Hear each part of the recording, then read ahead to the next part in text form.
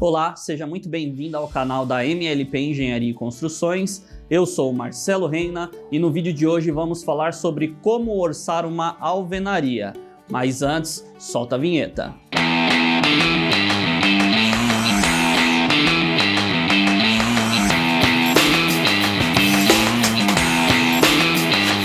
No vídeo de hoje vamos falar sobre como orçar a alvenaria, mas antes eu vou comentar brevemente o que é alvenaria, os tipos de alvenaria, alguns dos benefícios, das vantagens e desvantagens dos sistemas e como orçar uma alvenaria calculando a quantidade de tijolos, de argamassa, o quanto você vai gastar de areia, de cimento, até mesmo quantas horas o seu pedreiro vai estar utilizando para fazer a alvenaria da sua casa. Então fique até o final desse vídeo.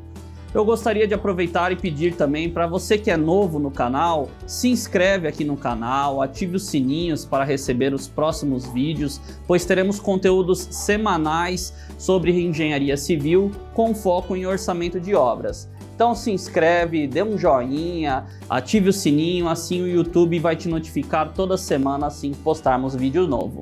Mas vamos ao vídeo. Vamos começar falando sobre o que é alvenaria. Alvenaria é um conjunto de peças ou blocos que formam um elemento vertical. Esse elemento vertical ele serve para fornecer proteção térmica, acústica e vedar os seus ambientes. E falaremos basicamente sobre os dois tipos de alvenaria que existem, que é a alvenaria de vedação e a alvenaria estrutural. A alvenaria ela é composta por blocos. Esses blocos eles podem ser tanto cerâmicos quanto blocos de concreto. Os blocos cerâmicos ele tem como benefício um peso inferior, ele é mais leve e ele é mais eficiente na sua proteção tanto térmica quanto acústica. Mas como malefício, ele acaba quebrando mais na sua obra por ele ser de um material mais frágil e assim gerando mais entulho para que seja retirado da sua obra posteriormente. Já o bloco de concreto, ele traz como benefício a sua maior resistência estrutural, tendo uma resistência mínima de 4,5 MPa, mas podendo chegar até a 25 MPa a resistência desse bloco em concreto. Então ele é mais resistente, consequentemente quebra menos na sua obra, mas como malefício ele é mais pesado, aumentando assim consideravelmente a carga sobre a sua laje, sobre as suas vigas e os seus pilares. Vamos falar sobre a alvenaria de vedação. A alvenaria de vedação é o método mais utilizado dentro da construção civil e provavelmente foi o método utilizado no local onde você mora, o local onde você trabalha. Ela tem apenas uma função de vedar os ambientes. Então, ela necessita de vigas, de pilares, para que possam sustentar essa estrutura que serve apenas para separar os ambientes, para vedar e fornecer assim uma resistência térmica, acústica e uma proteção ao ambiente.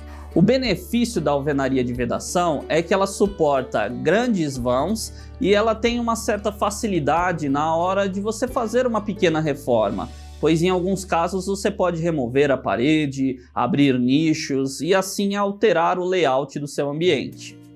Mas como desvantagem, ela tem um custo mais elevado, ela tem um prazo de execução também mais elevado e ela gera mais resíduos, mais entulho na hora que você termina de construí-la.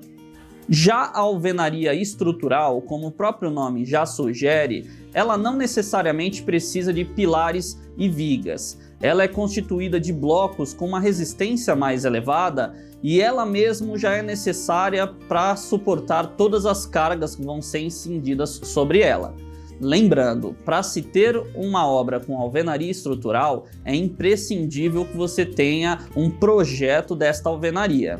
E como vantagem da alvenaria estrutural, ela é mais rápida na sua execução, ela tem um custo de mão de obra menor, ela gera menos desperdício e uma qualidade melhor no acabamento dessa sua alvenaria. Como desvantagem, ela tem vãos livres limitados, então você não consegue ter um vão livre muito grande devido ao seu sistema de construção.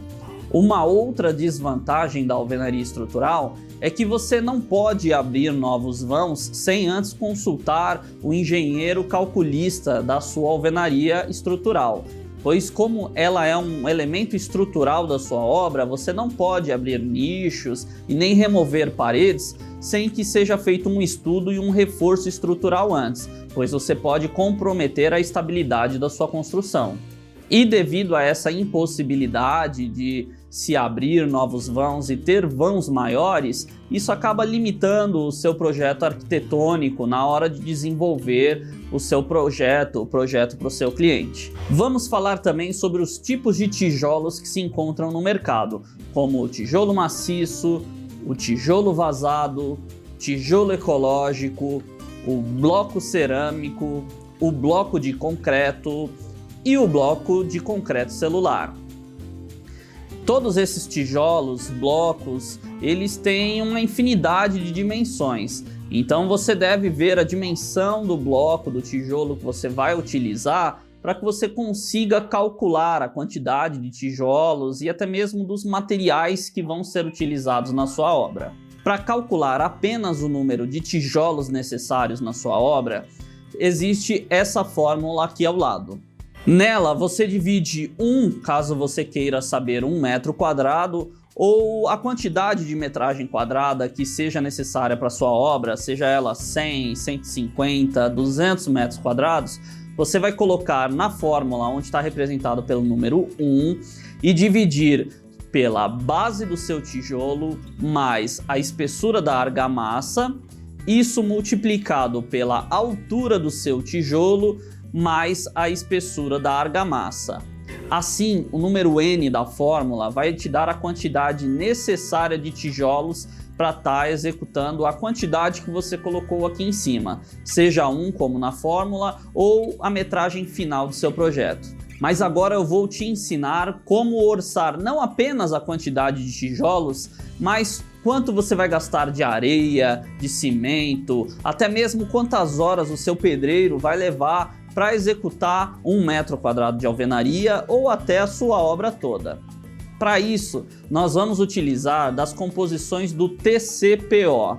Nesse caso, eu vou estar utilizando a versão de 2013, o item 04.211.8.2. Esse item ele fala de alvenaria de vedação com juntas de até 12 milímetros. E como mostra aqui na tabela aqui ao lado, você tem tanto para a espessura de 9 centímetros, de 14 e 19 centímetros. Isso vai ser a espessura da sua parede. As outras duas dimensões é a base e a altura do seu tijolo, a mesma que acabamos de dar o exemplo onde se colocava na fórmula para calcular a quantidade de tijolos. Na composição do TCPO, nós já temos esse resumo de quanto que você gasta de areia, cal, cimento, blocos e quantidade de horas que o seu pedreiro e que o seu servente ou ajudante vai gastar para executar 1 metro quadrado. Sendo assim, se a sua obra precisa de 100 metros quadrados, você vai multiplicar o 100 ou a quantidade de metros quadrados necessário para a sua obra por esse indicativo aqui de metragem quadrado. Assim você vai ter a quantidade de horas totais para o seu servente, a quantidade de horas totais para o seu pedreiro e a quantidade total de insumos. Mais abaixo, na descrição desse item, ele tem os critérios de medição, onde ele menciona as perdas que já estão consideradas nesses números, no caso dos tijolos de 5% e no caso da argamassa uma perda de 30%, e ele também diz o critério de medição para desconto de vãos. O que seria isso? Na sua alvenaria você vai ter o vão da porta, o vão das janelas, e esse critério de medição ele diz que em vãos de até 2 metros quadrados você não deve descontar esse vão, essa sua porta, essa sua janela da sua metragem quadrada da obra. Então você deve considerar como se fosse uma parede inteiriça, você não desconta o vão da porta ou da janela. Mas caso seja uma janela muito grande ou uma porta muito grande em que ultrapasse esses 2 metros quadrados, você vai descontar do valor total da sua metragem quadrada total apenas o valor que exceder. Um exemplo, uma janela de 2 metros por 2 metros, ela vai ter um vão de 4 metros quadrados. Então, como ultrapassa os 2 metros do critério de medição, você vai descontar apenas o que excedeu. Nesse caso, os outros 2 metros quadrados. E aqui vai uma dica de ouro para você que vai construir uma alvenaria pequena e não vai comprar metros cúbicos de areia para estar executando. Nesse caso, por ser uma quantidade pequena, você pode comprar sacos de areia de 20 quilos que vendem em qualquer depósito. Para isso, você precisa converter 1 metro cúbico para saco de areia. Da forma técnica, você pegaria a densidade da areia, dividiria pela metragem cúbica final necessária para sua alvenaria, assim você tem quantos quilos de areia será necessário para utilizar na sua obra. Mas de maneira prática, você pode pegar essa metragem cúbica que você chegou para executar essa alvenaria sua e multiplicar por 70. Assim você vai ter quantos sacos de 20 quilos de areia serão necessários para fazer a sua obra. Da mesma forma, os quilos de cal e de cimento, você dividindo pela quantidade de quilo que tem no saco de cal ou no saco de cimento, você também obtém quantos sacos serão necessários para executar a sua alvenaria. E aí, gostou do conteúdo? Agora que você já sabe como orçar uma alvenaria, a quantidade de tijolos que é necessário, até mesmo quantidade de horas que o seu pedreiro vai levar para executar essa alvenaria, conte aqui embaixo o que você gostaria de ver nos próximos vídeos, que tipo de conteúdo você gostaria que eu abordasse nos próximos vídeos.